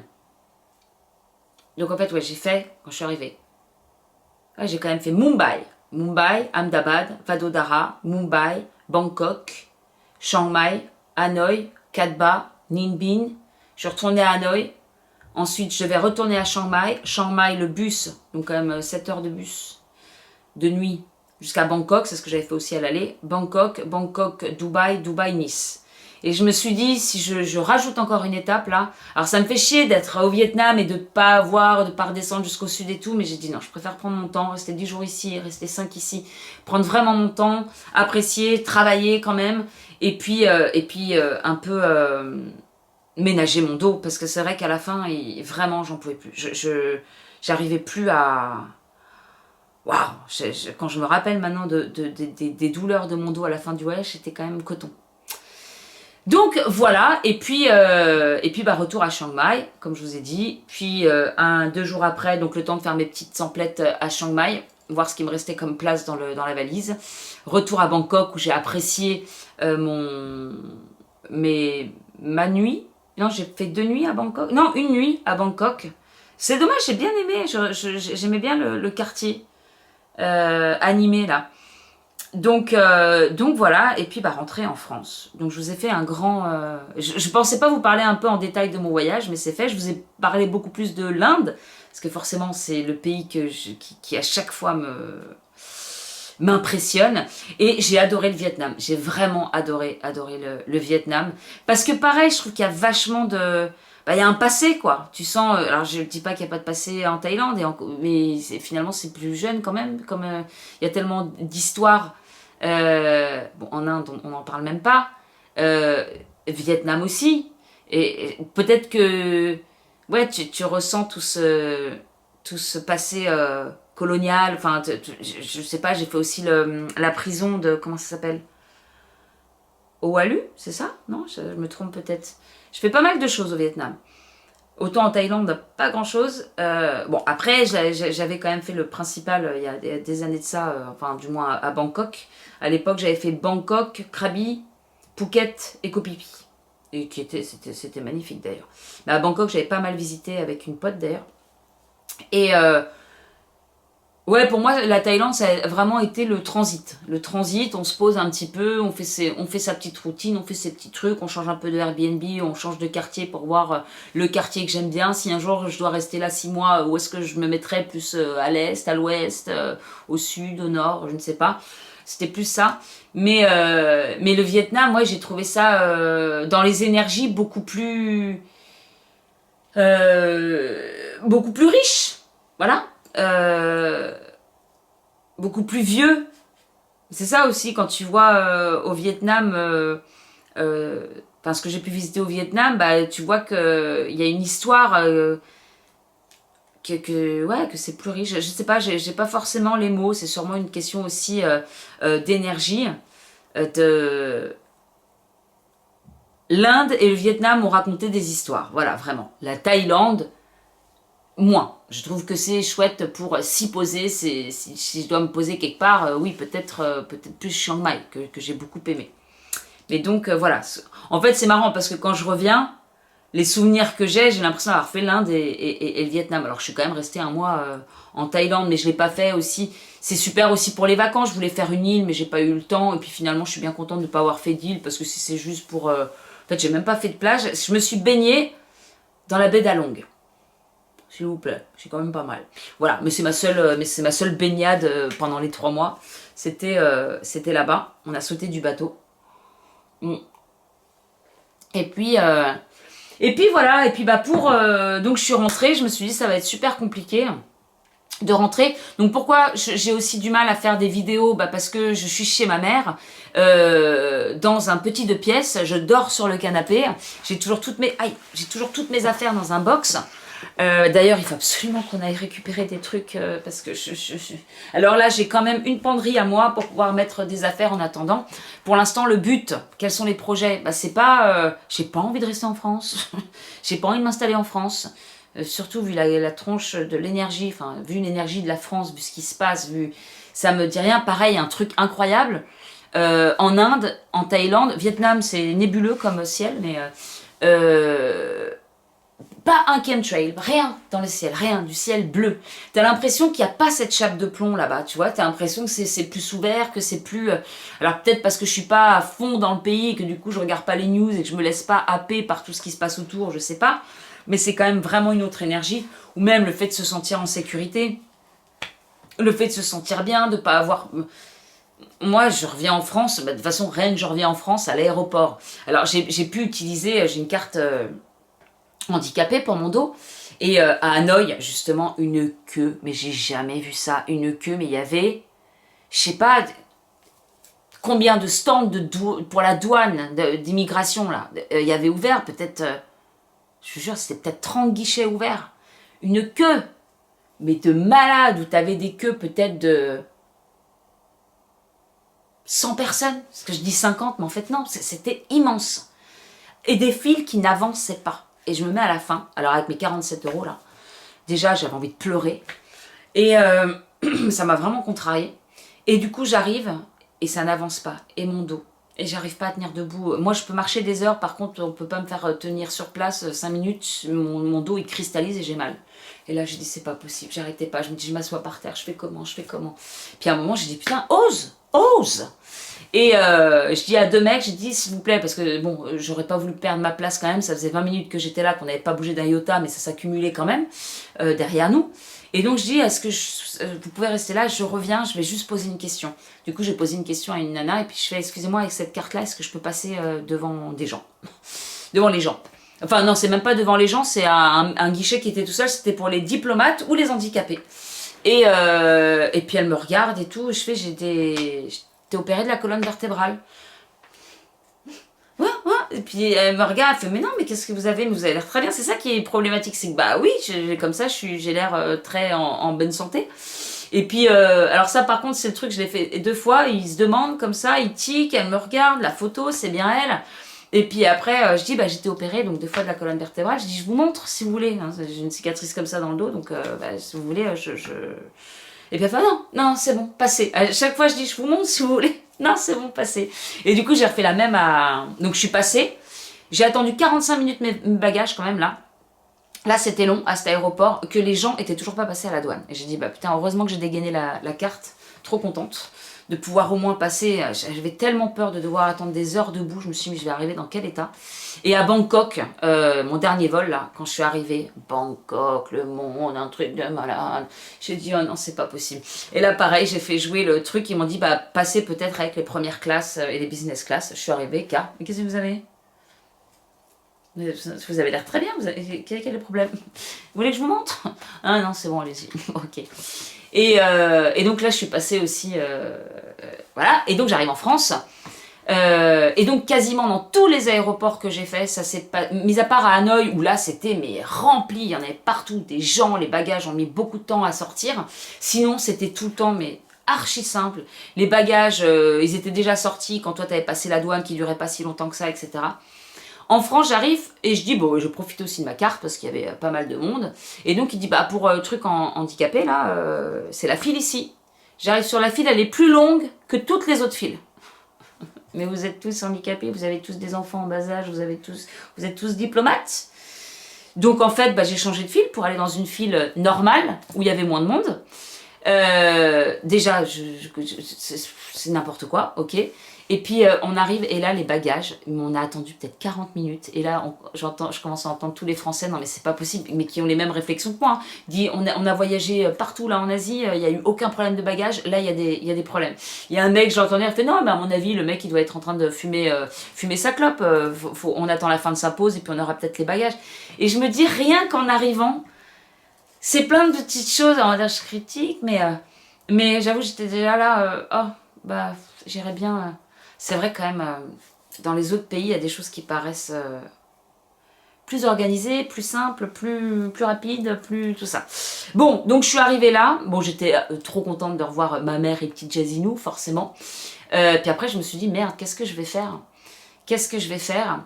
Donc, la conclusion, pour arriver quand même à la conclusion de cette vidéo, je voulais vous donner des news globales, mais aussi qu'est-ce qui va se passer. Donc, ce que je sais, c'est que je n'ai pas envie de m'installer ici, que j'ai envie de vivre cette vie dont j'ai toujours un petit peu rêvé, hein, mais que je n'ai jamais osé faire par peur, etc.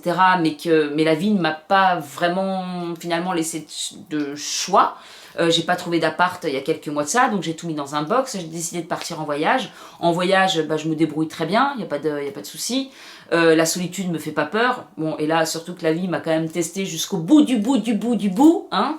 Une rencontre en 3 mois, 2 repas, 2 restos avec quelqu'un en 3 mois. Tout le reste, enfin, non, on compte pas l'Inde. On compte pas l'Inde. En 2 mois, on va dire. Parce que l'Inde, j'étais quand même entourée. Seule, mais entourée quand même. Donc voilà, ouais, cette vie, pour moi, je la trouve géniale. Si je pouvais avoir plus de moyens, ça m'aiderait aussi parfois à avoir... Enfin, il y a beau dire, hein, quand on a un peu d'argent, que ce soit pour le confort, et je pense toujours à mes problèmes de santé, pour voyager, etc., prendre des bus qui sont mieux. D'ailleurs, j'ai pris le bus de nuit, bon, ça va, ça, c'est l'Asie, donc ça reste abordable. Mais voilà, toujours avoir un minimum de confort. Je peux pas me permettre d'être sur une chaise en bois pendant 15 heures ou d'être debout pendant 2 heures. Bon, pourquoi je disais ça? Oui, donc le but, j'aimerais effectivement... pouvoir continuer à avoir ce genre de vie où je pars, je reviens, je pars, j'ai un pied-à-terre ici, mais j'ai pas vraiment quelque chose à moi. Je sais très bien que si je prends quelque chose pour moi ici, j'aime mon cocon aussi, donc je vais m'encrouter un petit peu, et c'est toujours ce que je fais parce que j'adore ces petits côtés cosy, où et puis plus t'es dans ta bulle, plus t'as envie d'y rester, moins t'as envie d'en sortir. Là, le fait d'en sortir, bien sûr, tu découvres plein de choses, tu gagnes, tu prends confiance aussi sur plein de choses. Tu te dis, je suis capable de faire ça, donc c'est cool. Et voilà, pouvoir avoir des petits endroits, parce que je suis quand même vachement attachée à mon confort. Et là, l'Asie, c'est parfait pour ça, parce que c'est pas cher. Et vraiment, le petit bungalow, par exemple, que j'ai eu, trop confortable, lit super sympa, petit bureau, la petite télé où je peux regarder mes petites séries le soir, mon PC, je faisais mon petit sport. Génial, c'est tout petit, c'est tout cosy, c'est tout bien. Et pourquoi je dis ça? Oui. Mais voilà, c'est vrai que j'étais tout le temps avec les moyens ric-rac, toujours regarder au moins cher. Donc le but, ce serait de vivre un peu plus confortablement, mais continuer de faire ça. Et effectivement, le coût de la vie là-bas, il est 10 fois moins cher qu'ici. Donc même si je suis partie en voyage, mis à part le billet d'avion de base qui est un peu onéreux, et encore que, parce que moi j'ai fait 299 € pour aller en Inde, et ensuite j'ai pris un billet 140 € pour aller en Thaïlande. Alors j'ai pris que l'aller au départ, et c'est ensuite que j'ai pris le retour, parce que je savais pas trop d'où revenir. Mais quand tu regardes, le loyer, finalement, à prendre mes petits trucs où j'ai changé d'endroit, en plus, c'est toujours du changement, donc du mouvement dans l'énergie, et moi j'en ai besoin, tout en restant assez longtemps pour avoir une petite routine quand même, et un petit cocon, mais sans s'encrouter non plus, parce que moi j'ai tendance à ça, quand je me sens bien quelque part, c'est pouf, et puis je bouge plus. Là, j'avais pas le choix quand même un petit peu de bouger, et puis je suis à l'étranger, donc autant visiter ou faire des choses. Et voilà, et je me suis dit, oui, c'est ça la vie dont j'ai envie, un peu plus de moyens, pour me sentir un peu moins limitée, pour être sûre d'avoir toujours un minimum de confort pour me sentir bien. Là, je suis en train de penser à la fin du voyage où vraiment j'ai souffert du dos. C'était pas une question de confort. Ouais, c'était parce que j'en ai fait beaucoup aussi. Donc le but, ce serait de partir peut-être plus longtemps et de rester plus longtemps à un endroit, peut-être 3 semaines à un endroit plutôt que 10 jours, ou je sais pas. Histoire de bien m'habituer, de bien m'imprégner des énergies, des endroits, de la culture, des gens que tu recroises, ou ça c'est chouette. Bref, tout ça pour dire que ce voyage, il m'a vraiment confirmé le fait que j'avais envie de ça aujourd'hui, peut-être pas dans 10 ans, au bout d'un moment on a envie de se poser, mais en tout cas j'avais pas envie de me trouver un pied-à-terre en France, ça c'est sûr.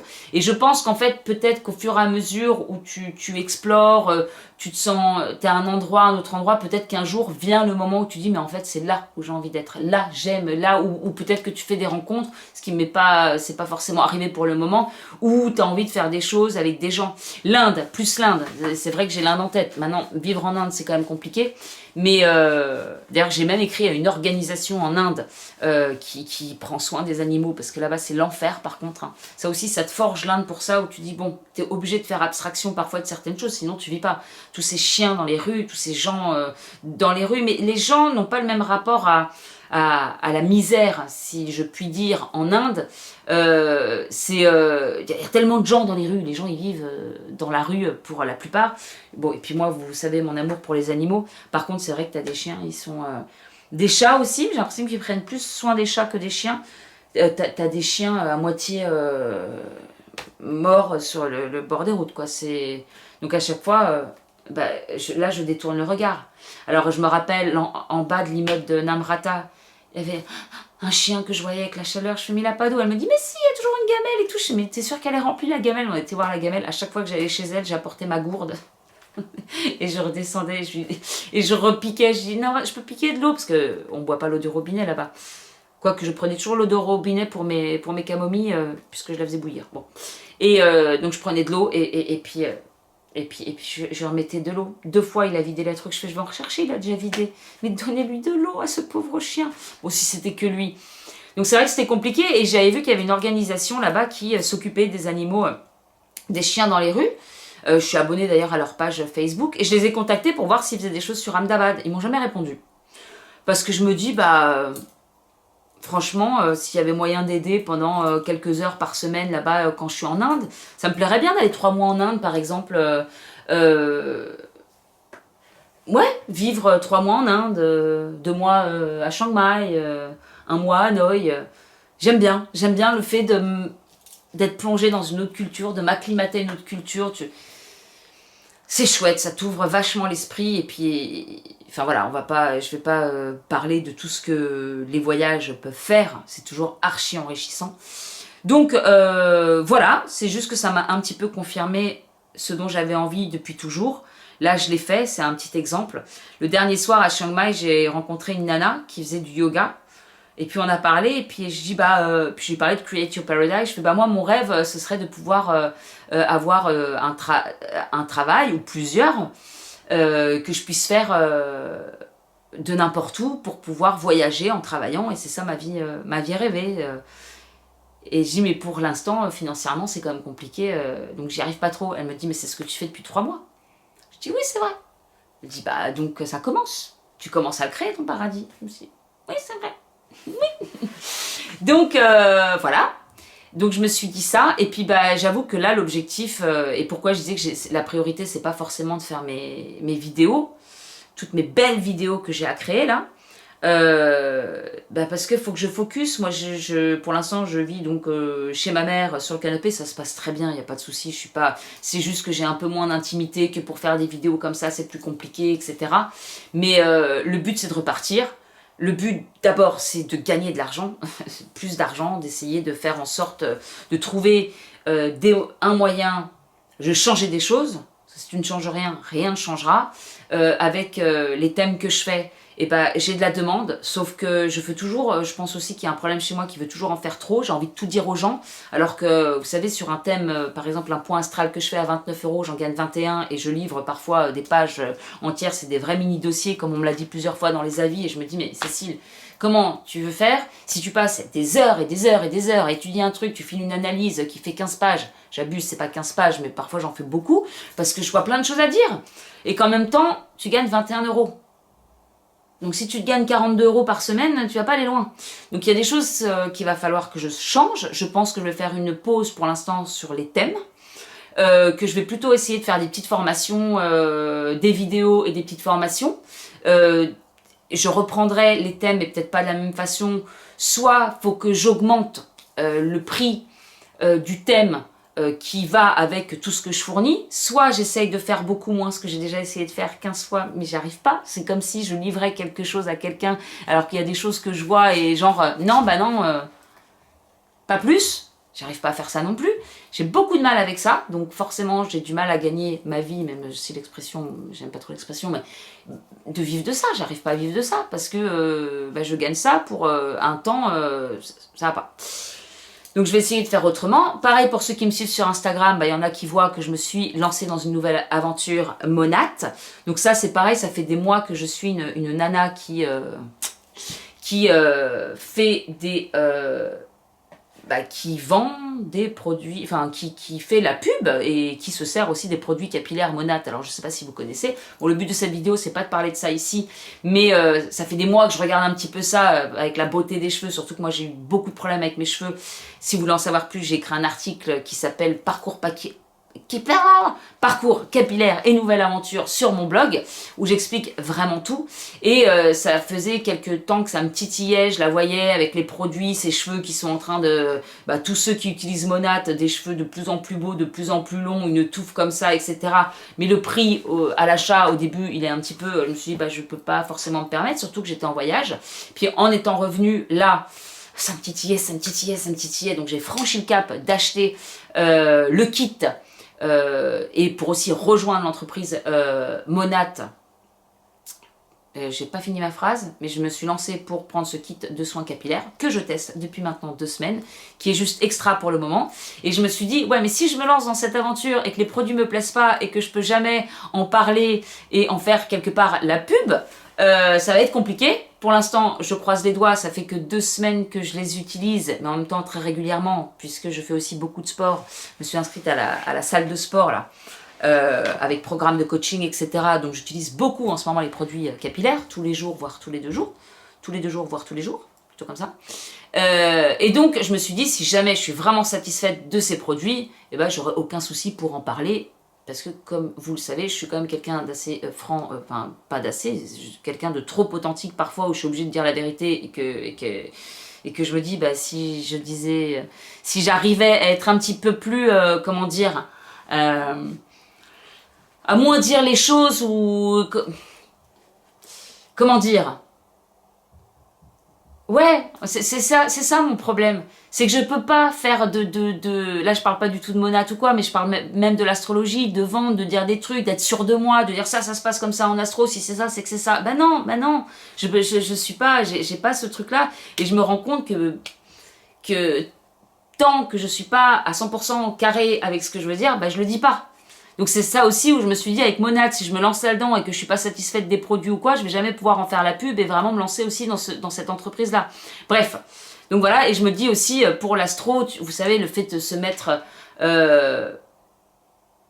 Ouais, c'est dur de se vendre, quoi. C'est ça qui pose problème. Bon, je suis encore en train de réfléchir en même temps. Bref, tout ça pour dire que, donc, j'ai franchi le cap avec les produits Monat que j'utilise maintenant depuis 2 semaines. Je suis archi satisfaite. Volume, pouce, etc. Mais on verra dans quelques temps. Donc, je me suis lancée là-dedans aussi. Donc, je prends un petit peu plus de temps pour ça. Pour essayer de faire des réels. Pour me lancer un peu dans cette entreprise de soins capillaires et soins beauté bientôt. Et je suis bien contente de retourner aussi à des choses un peu plus superficielles qui sont la beauté, etc. Parce que ça a toujours été des domaines que j'ai adorés, mais je me rends compte qu'il y a des années de ça, je voulais pas me lancer dans des trucs où parler de ça parce que j'avais déjà besoin d'acquérir une certaine confiance en moi sur autre chose que de la beauté ou du superficiel, etc. Aujourd'hui, je pense que, en tout cas à mon niveau, j'ai plus rien à me prouver par rapport à ça. Donc c'est comme si maintenant je pouvais de nouveau parler de choses un peu plus superficielles que de trucs vraiment très profonds, très conscience, astro-développement personnel. Bref, c'est un autre sujet, on pourra en faire une autre vidéo. Et en plus, ce qui est bien dans Monat, c'est que on a plein de formations sur les entreprises, sur le mindset, sur toutes ces choses-là, toutes ces choses que j'ai apprises à l'époque de l'académie Zéro Limite qui permettait de déployer son entreprise. Et là, il y a toutes les formations qui sont aussi dans Monat. Si vous voulez rejoindre Monat, vous me le dites, vous m'écrivez, je vous dirai comment faire parce que je viens de suivre ce processus. Et en fait, il y a plein de formations que je reçuis. Et du coup, c'est rigolo parce que je me dis, bon, c'est peut-être une bonne opportunité pour non seulement développer l'entreprise en tant que partenaire de marché Monat, mais c'est aussi une super opportunité peut-être pour reprendre un petit peu depuis le départ ce que je fais avec l'astrologie et essayer véritablement de pouvoir en vivre aussi, parce que c'est pas le tout. Moi, je suis bien contente de faire de l'astrologie 24h/24 et de faire des thèmes et que les gens soient satisfaits et de leur livrer plein d'infos, etc. Mais en fait, moi, je ne m'en sors pas du tout comme ça. Faudrait que j'en fasse beaucoup moins, mais c'est là, oui, c'est pour ça que je parlais d'authenticité, si je file un truc où je fais que un petit résumé, j'ai du mal, il y a tellement d'autres choses à dire. Allez, je te l'ai dit quand même. Bah mais non, mais non, si tu passes des heures, j'y arriverai jamais. Donc voilà, le 2024 pour moi c'est vraiment ça, c'est poser vraiment les bases, des bases concrètes, faire peut-être plusieurs types d'activités, les soins, la beauté, je sais pas, voilà, ce genre de choses, en parler, parce que je suis très aussi portée là, cette année, enfin, que je suis revenue, sur tout ce qui est santé, beauté, hein, je vieillis, hein, j'ai 43 ans, donc c'est vrai que j'ai un focus, maintenant le peu d'argent que j'ai, je le passe dans les collagènes, dans les compléments alimentaires, maintenant pour les cheveux, depuis que je retrouve un peu mes cheveux et que ça me fait plaisir de me coiffer, que je sens que les produits font de l'effet, que je sais que ça va prendre de l'ampleur quand je vois tous les exemples qu'il y a autour de moi, bah, ça me donne vachement envie de me réoccuper de moi, là, le sport, où j'y vais 4 fois par semaine, et je fais vraiment mes programmes, alors j'ai toujours fait du sport, mais là j'ai vraiment envie de sculpter. Donc il y a vraiment, cette année c'est, ok, santé, beauté, enfin je me plais, voilà, j'ai vraiment envie de me plaire dans tout. J'ai l'impression que à l'intérieur, le travail est fait, je dirais pas à 100%, mais franchement j'ai vraiment bien avancé, que ce soit par tout ce que j'ai pu apprendre toutes ces dernières années, par rapport au voyage que j'ai fait où je me dis, bah franchement, le regard des autres, il est un peu moins important. Et pareil, dans l'aventure monade, par exemple, de commencer à parler de cheveux, de soins capillaires, de vendre, de faire un peu comme ces influenceuses sur Instagram, il y a un petit côté de moi où je me dis, oh, quand même, vous avez vu un peu le bruit de cochon en plus. Il y a ce côté-là, et puis vite ça part en me disant, je m'en fous. Là, je pense à qui? Il faut que je pense à moi et à ce que j'ai envie de construire et à ce que j'ai envie de réaliser. Aujourd'hui, ce que j'ai envie de réaliser, bah, c'est tout ce dont je vous ai parlé. Pour ça, j'ai besoin d'avoir plus d'argent. J'ai besoin de pouvoir vivre décemment. Là, aujourd'hui, je peux rien faire par rapport à plein de choses. Donc, le but, c'est de se détacher de plus en plus de regard des gens, de faire vraiment ce qui est important pour moi. Pareil, de réunir un petit peu là sur Create Your Paradise, je voulais compartimenter parce que bah voilà, l'astro, il y en a qui aiment pas, puis là pour les cheveux, il y en a ça va pas leur plaire, et puis ça, et puis l'humour peut-être, non, oh, tu fais tout ce que tu as envie de faire, voilà. Donc oui, je pense que ce voyage m'a vachement appris à me détacher, c'est pas complet, c'est pas 100% encore une fois, mais du regard des autres, et ça, monate dans les formations, je trouve ça génial parce que bah, et ça parle beaucoup de ça. Vous allez du doute de soi, de mettre certaines choses en avant, de changer de cap, de parler de cheveux du jour au lendemain, alors que les gens, bah, ils sont pas habitués à ça, et donc il y en a qui vont partir. Pas grave. Tu veux réaliser quels rêves, les tiens ou les leurs, ou qu'est-ce qui est le plus important? Bah non, ce qui est le plus important, c'est effectivement de réaliser la vie que j'ai envie de réaliser, et ça s'appelle quand même Create Your Paradise, et ça fait 8 ans que je suis dessus, il faudrait quand même que je le crée, ce paradis. Et je sens qu'on est peut-être au début, après 8 ans. Alors pas au début, mais voilà, ça se restructure un petit peu. Et puis, ouais, c'est vrai que ce voyage, je reviens avec quand même une certaine fierté, où je me dis, franchement, Cécile, finger in the nose. Voilà, ça s'est super bien passé, tu t'es débrouillée à tous les niveaux, même quand tu as été plus seule, et je pense que c'est à Hanoï où j'avais un peu peur de marcher dans la rue seule et tout ça, et je me dis, il m'arrive quelque chose, là j'ai vraiment personne. Ben non, bah, tu l'as fait, et en fait, c'est vrai que d'être partie comme ça, plusieurs mois seule en faisant mes trucs sans avoir personne. Mais du coup, tu te dis, je suis largement capable de le faire, et ça t'enlève vachement de croyances limitantes peut-être que tu as par rapport à toi, quoi. Donc ça, et puis voilà, j'ai envie de me créer cette vie, et donc d'avoir quelque chose, de créer une sécurité quand même, au moins financière derrière.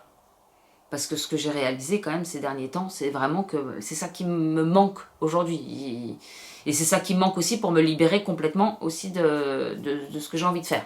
Par rapport à l'entreprise, quand j'ai pas assez de chiffres, et ben il y en a qui compensent, hein, c'est la CAF qui compense, et ça j'ai envie d'être, voilà, j'ai plus envie de dépendre de rien du tout, j'ai envie d'être libre, complètement libre. Et pour ça, il va falloir que je m'acharne là-dessus. Donc voilà, donc c'est l'objectif actuel. Et en ce moment, entre l'astro, les thèmes, maintenant Monat, voilà, je vais essayer de développer ces trucs-là pour cette année. C'est vraiment mon objectif.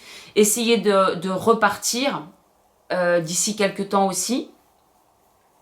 Et puis bah, je crois que c'est tout. Je crois que je vous ai un petit peu tout dit. C'était une longue vidéo de retour. Je touche mes cheveux. Je crois que c'est tout. Hein. Donc les vidéos, ne soyez pas étonnés si je vous mets des vidéos dans quelques temps, toujours de l'Inde et de la Thaïlande et du Vietnam. Voilà, ce sera un peu en décalé.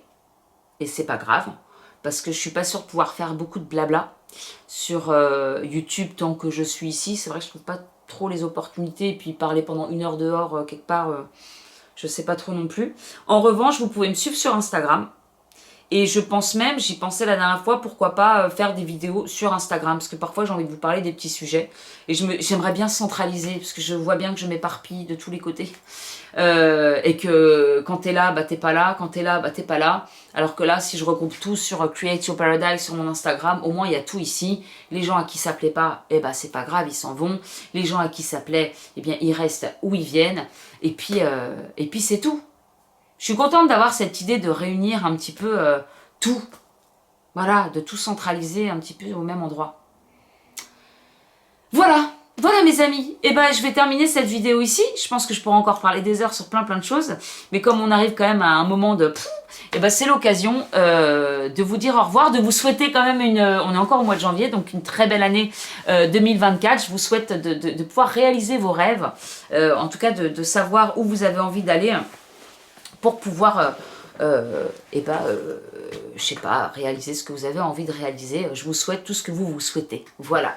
Je vous fais des très très gros bisous et je vous dis à bientôt sur les réseaux dans tous les cas. Ciao ciao.